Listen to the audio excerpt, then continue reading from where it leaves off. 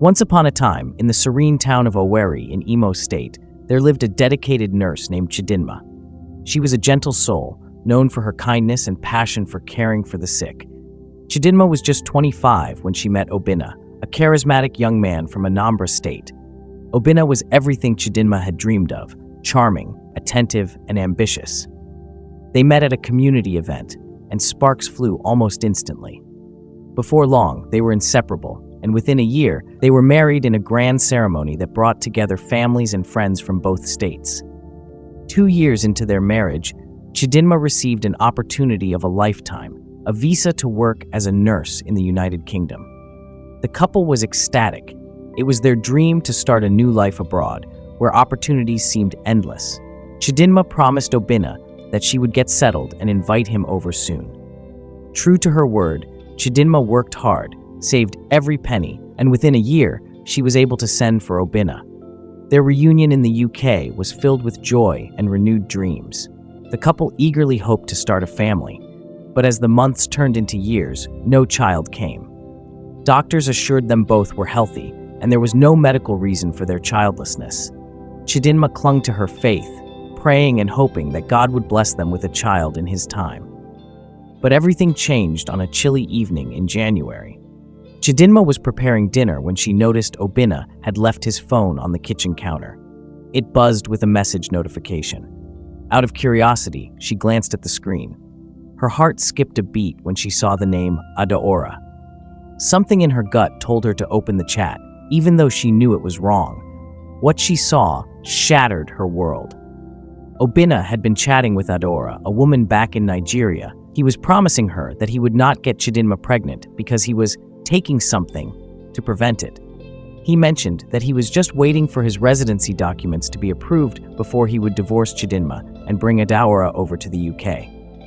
Chidinma felt a wave of nausea wash over her. Her hands trembled, and tears blurred her vision. She could barely breathe. Chidinma's mind raced with questions. How long had this been going on? How could Obinna betray her like this? She had loved him, trusted him, and brought him into her world in the UK. Now, he was planning to discard her like an old shoe. Chidinma knew she had to act fast. She could not let Obinna's betrayal go unpunished. But what should she do? Should she confront him? Should she tell the UK Home Affairs that she no longer supports his residency application? She was torn between her love for him and the searing pain of betrayal. She decided to seek advice. She spoke to her closest friends and even consulted a lawyer. Some advised her to confront Obinna immediately and tell him she knew his secret. Others suggested she quietly withdraw her support for his documents without alerting him. Chidinma realized she needed a plan that would ensure Obinna and his side chick, Adaora, paid for their deceit. She wasn't going to let them walk away without consequences. Her heart was pounding with a mix of fear and determination. What should Chidinma do next? How should she make sure Obinna's plans fall apart? She knew there was no turning back. What will her next move be? Chidinma took a deep breath and wiped away her tears. She decided to act carefully and not let her emotions cloud her judgment. She had a few days before Obinna's documents would be processed by the UK Home Affairs, and she needed to move swiftly and smartly. The next morning, Chidinma put on a brave face and carried on as if nothing was wrong. Obinna noticed nothing out of the ordinary, still believing he was in control of the situation. Chidinma, however, began to gather evidence. She saved screenshots of his chats with Adaora, making sure to keep every message that exposed his deceitful plans. She also went through their joint accounts and found out that Obinna had been siphoning money into a separate account, a secret stash, perhaps to fund Adaora's relocation to the UK once his documents were approved. Armed with this evidence, Chidinma reached out to a trusted lawyer. She explained her predicament and asked for advice on how to ensure Obinna's documents would be denied without raising suspicion. The lawyer, an experienced immigration specialist, listened carefully. After some thought, he suggested a course of action. Chidinma, he began, if you can prove that Obinna's intentions are fraudulent, you could report this to the Home Affairs Office. However, if you do so openly, there's a chance it could drag you into a messy legal battle. A more subtle approach might be better. The lawyer proposed that Chidinma write an anonymous letter to the UK Home Affairs, detailing the suspicious activity and including evidence of Obina's plans to divorce her once his documents were approved. The letter would express concern about possible immigration fraud and request a thorough investigation before any decision was made. Chidinma felt a flicker of hope. This plan would allow her to protect herself while ensuring Obina's treachery did not go unpunished. She decided to take the lawyer's advice and immediately began crafting the letter, carefully choosing her words to convey both suspicion and concern. She included copies of the screenshots, bank transfers, and all other evidence she had gathered. 3 days later, Chidinma sent the letter to the UK Home Affairs Office, using a private courier to ensure it reached the right hands without delay. Now all she could do was wait. During this time, she continued to act as if nothing was amiss. She laughed at Obina's jokes, cooked his favorite meals, and even planned a small celebration for when his documents would supposedly arrive. Obina, oblivious to her actions, remained in high spirits, believing that he was just days away from his big break. Then, the twist came. A week later, Obina received a letter from the Home Affairs Office. He eagerly tore it open, expecting to see his approved residency status. Instead, his face fell. The letter was a formal notice informing him that his application had been flagged for further investigation due to concerns over potential fraud. His heart raced, and for the first time, panic flashed across his face. Chidinma pretended to be concerned. "What's wrong, Obina?" she asked, her voice soft and innocent. Obina swallowed hard, trying to keep his composure. "It's nothing. Just some bureaucratic nonsense," he lied, crumpling the letter in his fist. But Chidinma could see the fear in his eyes. She knew her plan was working. Over the next few weeks, things began to unravel for Obina. The Home Affairs Office contacted him multiple times, asking for additional documents and explanations about his financial transactions and personal relationships. He grew more anxious, snapping at Chidinma and spending long hours on the phone with his lawyer. Meanwhile, Adaora, back in Nigeria, grew impatient. She began demanding answers from Obina, questioning why his plans were taking so long.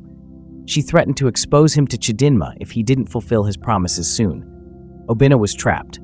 His perfect plan was crumbling before his eyes. He tried to reassure Adaora, but she was relentless, her messages becoming more frantic and angry. One evening, Chidinma overheard Obina on the phone, his voice strained and desperate. "Adaora, please, just give me a little more time. The Home Affairs is being difficult. I promise I'll sort it out," he pleaded. But Adaora wasn't buying it. She had her own plans. She decided to take matters into her own hands. The next twist was about to unfold. Chidinma waited patiently, her heart heavy but resolute. She knew she was on the brink of something big, but she also knew she had to stay calm and let the pieces fall where they may. Would Adaora make a rash move that would expose everything? Or would Obina find a way to wriggle out of the mess he had created? Chidinma had one more card up her sleeve. Should she play it now or wait for the perfect moment? She felt a surge of courage and determination. What would her next step be? Chidinma decided to bide her time, knowing that the best moves are made with patience. Meanwhile, the tension in their home grew thick enough to cut with a knife. Obina became more erratic by the day. His usual confidence was replaced by nervous pacing and hushed phone calls that seemed to last forever. One morning, Chidinma received an unexpected call from a woman who introduced herself as Ngozi. "Hello, are you Chidinma?" the woman asked, her voice tense. Chidinma hesitated, wondering who this could be. "Yes, I am. Who is this?" she replied cautiously. "I'm Ngozi, Adora's cousin. I think you need to know what's been happening," Ngozi continued. She went on to explain that Adaora had recently discovered that Obina was not only promising her a new life in the UK, but had also been secretly seeing another woman in London. Adaora, feeling betrayed and furious, had shared everything with Ngozi and was now threatening to expose Obina herself. Chidinma felt a strange mix of emotions. Part of her wanted to laugh at the irony. Obina's web of deceit was finally collapsing in on itself. But another part of her felt a pang of sympathy for Ngozi, who seemed genuinely concerned. "Thank you, Ngozi," Chidinma said after a moment. "I appreciate you letting me know, but trust me, I have my plans in place. Obina won't get away with this." Ngozi sounded relieved. I just wanted to warn you. Adaora is unpredictable, and I don't know what she might do next. Be careful, okay?" Chidinma thanked her again and hung up. She now realized that the time was right to play her final card. She contacted her lawyer and laid out a new plan. Together, they prepared a formal complaint to the UK Home Affairs, stating that she no longer supported Obina's application and that he had lied about their relationship to obtain his residency. She attached all the evidence she had collected, including screenshots of his chats, bank statements, and even a recording of his recent call with Adaora.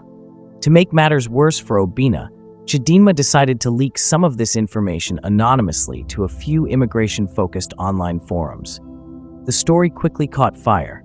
Soon, whispers about Obina's fraudulent activities spread across the internet, drawing attention from various immigration officials and advocacy groups. Just as Chidinma expected, Obina was soon called in for a formal interview at the Home Affairs office. He walked in, thinking he could charm his way through as always. But this time, he was met with stern faces and a thick dossier of evidence laid out in front of him. "Mr. Obina," the officer began, "we have reason to believe that you've been involved in immigration fraud and deception.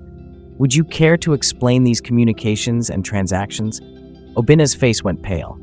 He stammered, trying to spin his usual web of lies, but the evidence was overwhelming.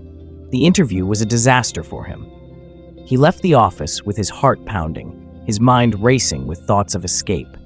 But deep down, he knew the walls were closing in. Back at home, Chidinma continued her act. She pretended to be supportive, asking how the interview went and if there was anything she could do to help. Obina was too flustered to notice her carefully concealed smirk. A few days later, the final blow came. The UK Home Affairs sent a formal letter denying Obina's application and placing a 5-year ban on any further applications. Worse, they informed him that his current visa was under immediate review, pending possible deportation for fraudulent activities. Obina was devastated. He tried to appeal, but the process was long, costly, and unlikely to succeed. In his frustration and panic, he lashed out at Chidinma, accusing her of sabotaging him. "You did this! I know you did!" he shouted, his eyes wild with anger. Chidinma remained calm. "I did what any woman would do, Obina," she replied coldly. "You betrayed me, lied to me, and plotted behind my back. You brought this upon yourself." Desperate, Obina reached out to Adaora for help. But Adaora, feeling the sting of betrayal herself, had no interest in aiding him. Instead, she released a series of incriminating voice notes and messages to the public, confirming everything Chidinma had already sent to the Home Affairs office. Now, Obina was not just facing immigration issues. His reputation was in tatters, both in the UK and back home in Nigeria. As the days passed, things went from bad to worse for Obina. His lawyer informed him that there was very little they could do to reverse the decision. His savings dwindled as he tried to fight the inevitable. Meanwhile, Adaora began to face her own consequences. Her community in Nigeria, disgusted by her involvement in the scandal, ostracized her. She lost her job, and her reputation was tarnished. Chidinma, on the other hand, began to find a sense of peace. She was still heartbroken by the betrayal, but she knew she had done the right thing. She had protected herself, made sure the truth was known, and ensured that Obina would face the consequences of his actions. But the story was not over yet. As Obina's situation became increasingly dire, he made one last desperate move. He pleaded with Chidinma for forgiveness, promising to change, to be a better man if only she would help him clear his name. He even went so far as to suggest they start over, to forget everything that had happened. Chidinma looked at him, her face unreadable. Would she give him another chance, or would she deliver the final blow that would seal his fate for good? What should Chidinma's next step be? Chidinma stared at Obina, her expression calm but firm. She had heard his pleas, his promises, his desperate attempts to turn back the hands of time. But she knew better. She had seen the deceit in his eyes before, felt the sting of betrayal, and tasted the bitterness of his lies. Forgiveness is a powerful thing, but trust, once broken, is hard to mend.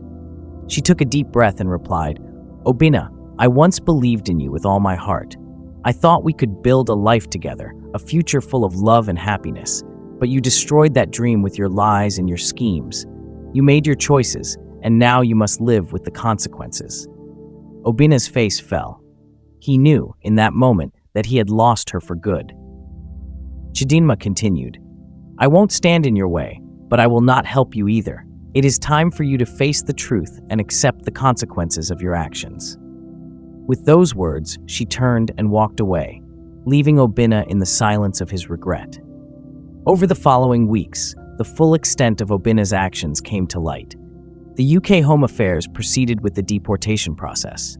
His appeals were rejected one after another, and he was eventually given a final date to leave the country. With no allies left, no job, and no hope of clearing his name, Obina was forced to return to Nigeria in disgrace. Back home, he faced the backlash of his community, his family, and even those he had once considered friends. His reputation was shattered, and his plans for a bright future in the UK were reduced to ashes. Adora, equally disgraced, found herself in a similar position, having to rebuild her life from scratch after her role in the deceit became known. Meanwhile, Chidinma continued her life in the UK. The storm had passed, and though she carried the scars of betrayal, she was determined not to let it define her. She focused on her work, her friends, and slowly she began to heal. She became an inspiration to many, known for her strength and resilience in the face of hardship. Through her experience, Chidinma learned valuable lessons she wanted to share with others. 1. Trust your instincts. When things don't feel right, listen to your gut. It's often your first line of defense against deceit. 2. Stand up for yourself. In a relationship or in life, never let someone else's betrayal make you doubt your worth. Stand up for yourself, even when it's hard. 3. Actions have consequences. Every action we take has consequences, and deceit never leads to true success. What is built on lies will eventually crumble. 4. Find strength in yourself. Hard times will come, but they don't define you. Your response does. Find your inner strength and know that you are capable of overcoming anything.